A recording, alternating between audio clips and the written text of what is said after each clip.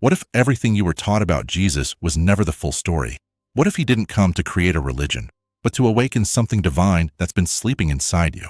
For 2,000 years, systems of power have built walls around the most dangerous truth in human history, that you carry the same flame that burned in his chest. He never said, "Worship me." He said, "Follow me." Because his mission wasn't about salvation, it was about awakening. The words he spoke were never meant to be recited in temples, but remembered in your soul. The kingdom of heaven is within you. You are the light of the world. Before Abraham was, I am. These weren't verses. They were activation codes, keys to unlock the divine consciousness within you. But over centuries, that truth was buried. Religion replaced revelation. Control replaced connection.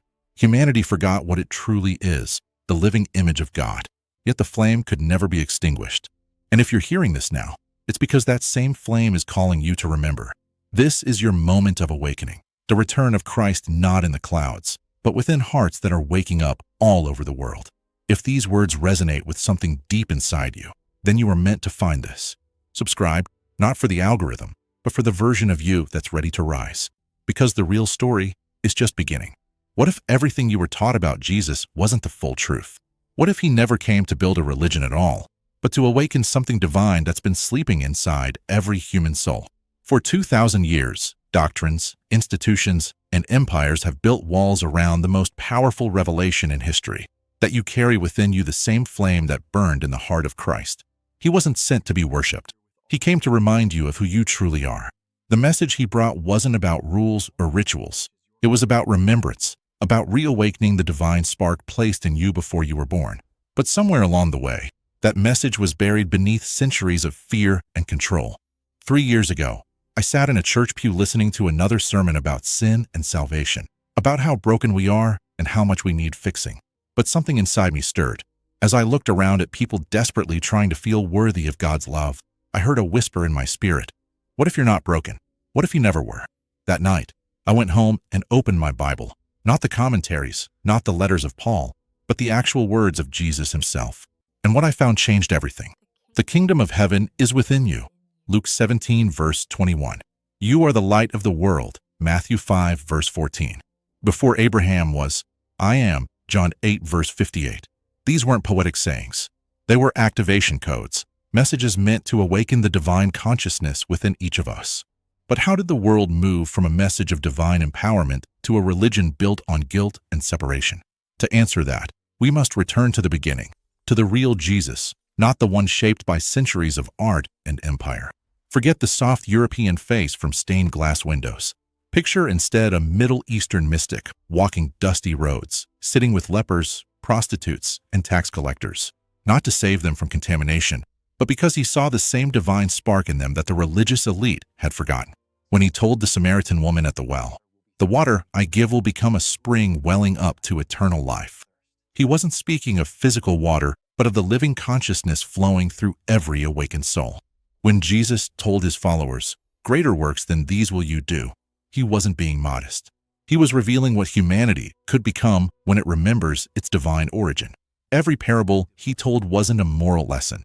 It was a coded transmission designed to bypass the mind and speak directly to the soul. "Let those who have ears hear," he said, knowing not everyone was ready.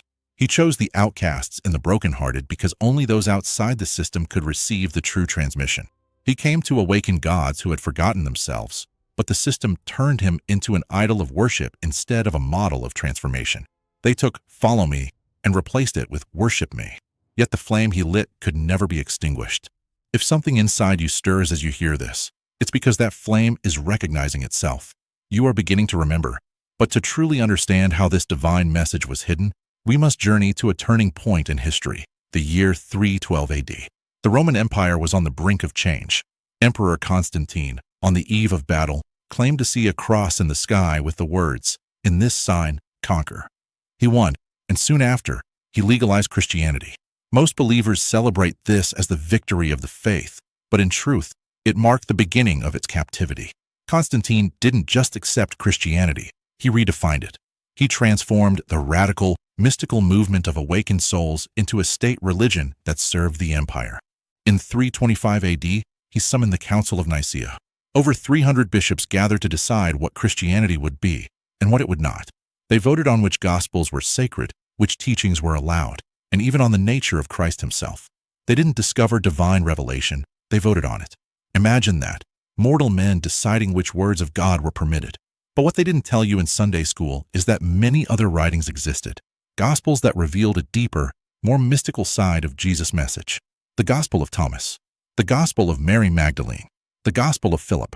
These texts spoke of an inner awakening, a direct relationship with the divine, unmediated by priests or institutions. In the Gospel of Thomas, Jesus says, "If you bring forth what is within you, what you bring forth will save you. If you do not bring forth what is within you, what you do not bring forth will destroy you." That's not a call to external belief. It's an invitation to inner transformation. But these Gospels were deemed heretical, burned, and buried for more than 16 centuries. Why? Because they were dangerous. They taught that God is not somewhere far above the clouds, but alive within you. They taught that the kingdom of heaven isn't a destination, it's a state of consciousness. They taught that no church, no empire, and no human intermediary stands between you and the divine. Rome didn't fear Jesus' crucifixion, they feared his resurrection within you. They feared what would happen if every human being realized their divine potential. So they built a religion about Jesus instead of living the religion of Jesus. They replaced inner transformation with external obedience, direct communion with ceremony, remembrance with fear. But truth, like light, can only be hidden for so long. And now, that light is resurfacing. If you feel it stirring, if something deep inside you knows there's more to the story, it's because you were meant to remember. The same consciousness that moved through Christ is awakening again in you. The real message of Jesus was never about escaping this world. It was about transforming it through awakened love. The kingdom of God is not waiting beyond the clouds. It's waiting to be born within your heart. And maybe, just maybe, you didn't find this message by accident.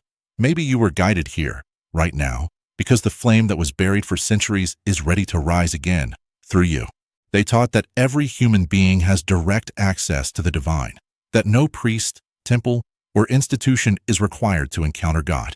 They taught that the kingdom of heaven isn't a distant paradise waiting after death, but a living state of consciousness available here and now. This was the essence of the hidden gospel, the one too dangerous for empires to allow. Rome didn't fear the message of Jesus. They feared what would happen if everyone realized that same divine power dwelled within them. So they created a religion about Jesus instead of living the way of Jesus. A movement of awakening was replaced by an institution of control. Inner transformation became external ritual. "You are the light of the world" was rewritten as "You are a sinner in need of salvation." Yet truth, like fire, cannot die. It only goes underground, waiting for souls brave enough to carry it again. And if you've made it this far, if something in your heart is burning as you hear these words, it's because you are part of that lineage, the ones who kept the flame alive through centuries of darkness. You felt it before, haven't you? But sense that there's more to faith than fear, more to God than guilt. That pull inside you is not rebellion, it's remembrance. Before I show you what this means, you need to understand something. The codes that Jesus left behind were never erased. They survived the councils, the translations, the manipulations. Hidden within his words are 3 ancient activations, living keys meant to awaken the divine consciousness within you. But before we unlock them, I need to say this. Some of you are already feeling resistance, a tightening in your chest, maybe fear, maybe anger, maybe you're thinking, this sounds like heresy.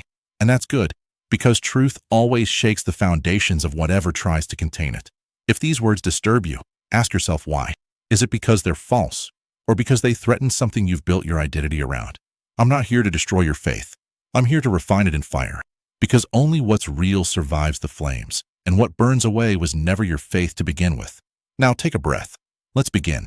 In the chaos of centuries of translation and control, 3 divine codes survived. 3 activation sequences so deeply woven into his words that no empire could erase them.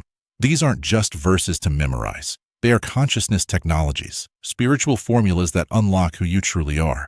The first code, before Abraham, was I am. When Jesus said this, he wasn't simply claiming divinity. He was revealing the master key to your own. I am is not a phrase. It's the vibration of creation itself. The name of God, Yahweh, literally means I am that I am. Every time you say, I am, you're invoking that same divine power that spoke galaxies into being. The universe listens to whatever follows those words. When you declare, I am unworthy, creation echoes unworthiness. When you whisper, "I am light," creation rearranges itself around that truth. Try this now. Close your eyes for a moment. Take a deep breath. Feel the air fill your lungs, the breath of God moving through you. Place your hand on your heart and speak softly. I am the light of the world. I am one with the Father. I am that I am. Do you feel that subtle warmth? That stillness rising inside? That's not imagination. That's recognition. Your soul remembering what it has always known. The second code, the kingdom of heaven is within you. The world's religions have spent millennia pointing outward, to temples, to heavens, to holy men. But Jesus turned the entire spiritual order inward. The kingdom isn't a distant realm waiting after death. It is a living reality born in awakened consciousness. When your inner world aligns with divine truth, your very being becomes a portal to eternity. The mystics of every age have spoken of it. The Hindus call it Atman. The Buddhists call it Nirvana. The early Christians called it Christ in you, the hope of glory. All were pointing to the same hidden reality, that the dwelling place of God is not above but within. Right now, in this breath, you have access to that realm. You don't need a ritual, a title, or permission. All you need is awareness. The same peace, the same love, the same creative power that shone through Jesus lives in you. He wasn't trying to be worshipped. He was showing what's possible when a human being remembers who they truly are. The third code, greater works than these shall you do. Think about that. Jesus didn't say equal works. He said greater. He wasn't offering comfort. He was revealing potential. His miracles, healing, forgiveness, transformation, were not exclusive privileges of a divine being. They were demonstrations of what awakened consciousness can do. Every time you choose love over fear, you perform a miracle. Every time you forgive someone who wronged you, you transcend human limitation. Every time you speak truth that frees another soul, you channel the same power he carried. You are not less than him. You are him expressing through a different form, a different lifetime, the same eternal consciousness wearing a new face. And yet, many ask, if this is true, why don't I feel powerful? Why does the world seem broken? The answer lies in amnesia. Humanity has been systematically trained to forget its divine nature. The separation didn't begin with Constantine or organized religion. It began the moment consciousness first descended into form and believed it was only flesh and bone. The illusion of separation was weaponized by systems of control. Empires discovered that an awakened soul cannot be ruled, so they replaced remembrance with ritual, sovereignty with submission. But the truth still flickers in the newborn's gaze. Have you ever looked into the eyes of an infant? There's no fear, no separation, only pure awareness, ancient and infinite. Every baby is born enlightened, still remembering the oneness it came from. But soon the conditioning begins. We teach them names and borders. We teach them they are just bodies, just identities, just sinners. We teach them to compete, to fear, to seek approval outside themselves. And by the time they grow up, the divine memory has faded. They forget who they are. They trade infinity for survival and heaven for habit. Yet the flame never truly dies. In every age, there are those who remember, the mystics, the poets, the visionaries, the quiet souls who refuse to bow to illusion. And now, in our time, that remembering is accelerating. The old systems are cracking and the light is seeping through. You can feel it, can't you? That pull towards something greater, that whisper in your heart saying, wake up. There's more. That's not coincidence. That's the Christ flame calling you home. You were never meant to live small. You were never meant to crawl in shame before the God who lives in you. You were meant to burn, to shine, to remember. The kingdom is within you. The words, I am, are alive in you. The promise of greater works is waiting through you. The next evolution of humanity isn't technological, it's spiritual. It's consciousness remembering itself as divine. So if you feel that stirring, don't dismiss it. That's the beginning of your awakening. Let the fire rise. Let the old beliefs fall away. And as you do, the same light that once walked through Galilee begins to walk through you. The real teaching of Jesus was never about becoming like him.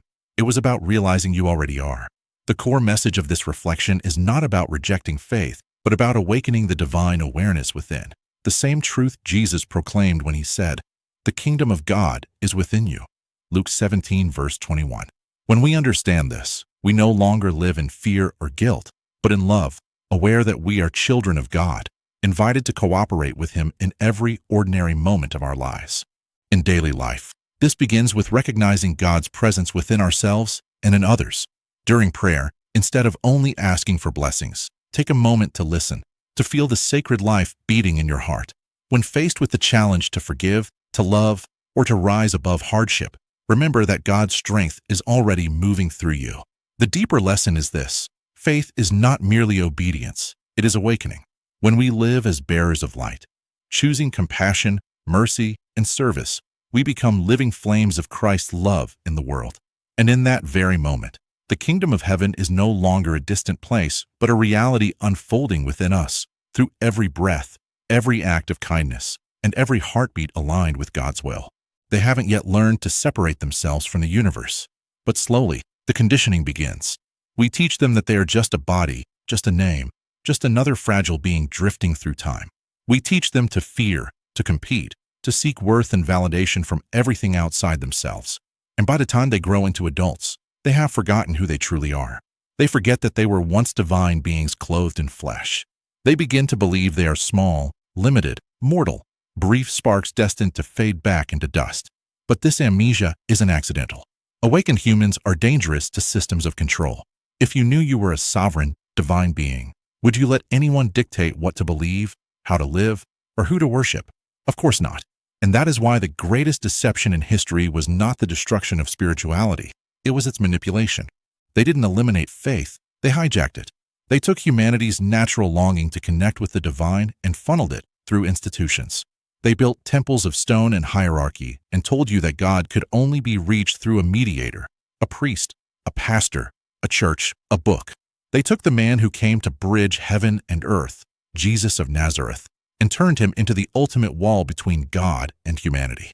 You can only reach God through me, they said, twisting his words. But what he truly meant was this: the only way to God is through becoming what I have become, one with the Father, awake in spirit, alive with divine love.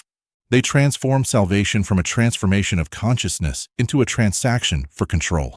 They told you that you were born broken, stained, unworthy of communion with your Creator. And so, generation after generation, humanity has been chasing what it already possesses, the divine presence within. The greatest tragedy isn't that they stole your power, it's that they convinced you to surrender it willingly. Every time you say, "I'm only human," you deny your divinity. Every time you whisper, "I could never do that," you chain your infinite potential. Every time you seek God only in temples, you reinforce the lie that heaven is somewhere else. But truth has a way of surviving. Flames can be buried, but not extinguished. And through every century, there were those who remembered, the mystics, the healers, the visionaries, the rebels who refused to forget. They walked unseen among the systems of power, carrying fragments of divine memory like hidden sparks. And now, in this age of awakening, that remembering is accelerating. Look around you, can't you feel it? People everywhere are questioning what they were taught. They're leaving behind lifeless traditions that make them feel small. They're seeking something real, something direct. They're dreaming vivid dreams, seeing visions, discovering gifts of the spirit that defy logic. The old world calls it superstition. Medicine calls it the placebo effect.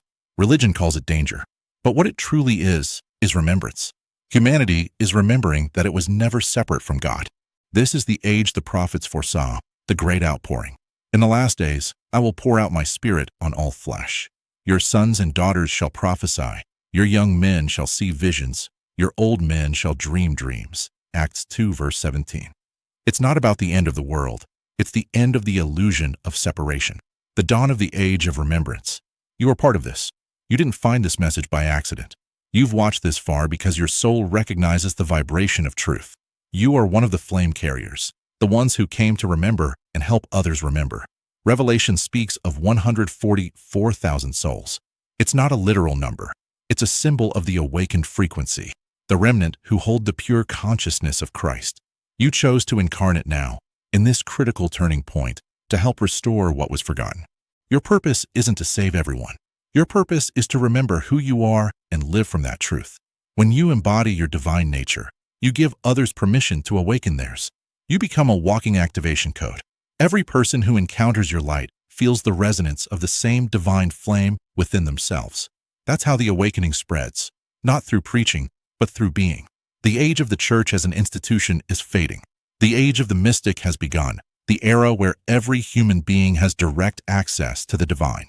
Jesus himself hinted at this when he said, "Destroy this temple, and in 3 days I will raise it up." He wasn't only speaking of his physical resurrection. He was prophesying this very moment, the rebuilding of the inner temple. You are that temple. The Spirit of God doesn't dwell in cathedrals of stone, but in the sanctuary of your heart. You are the second coming, not a man descending through clouds, but Christ consciousness rising within millions of hearts at once. The light is returning through you. Close your eyes for a moment. Take a deep breath. Feel your heartbeat, the rhythm of creation pulsing inside your chest. That warmth, that subtle vibration, that's not just biology. That's divinity. Do you feel the shift since you began listening? That's not inspiration, it's recognition. Your soul remembering itself. Now, whisper these words, not just with your voice, but with your entire being. I am the light of the world. The kingdom of heaven is within me. I am one with the Father. I am that I am. I came here to remember and to help others remember. This is not the end of your journey. It's your initiation. The moment when belief becomes embodiment. From this point forward, live as what you truly are: love, light, power, and presence. When doubt whispers that you are small, return to this moment. When the world tries to dim your flame, remember who lit it.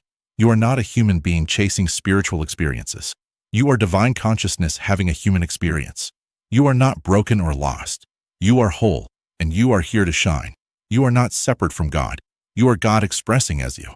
The instant you remember that truth, the entire system built to control you begins to crumble. The flame they tried to cage in temples, doctrines, and fear, it burns now in your chest. Guard it. Feed it. Let it guide your steps and ignite others along the way. You are the light they tried to bury. So let this be your vow: to live awake, to live true, to live as the flame. The world is remembering, and you are part of that remembrance. The kingdom is within you, and its gates have never been locked. You were never meant to beg for light. You are the light.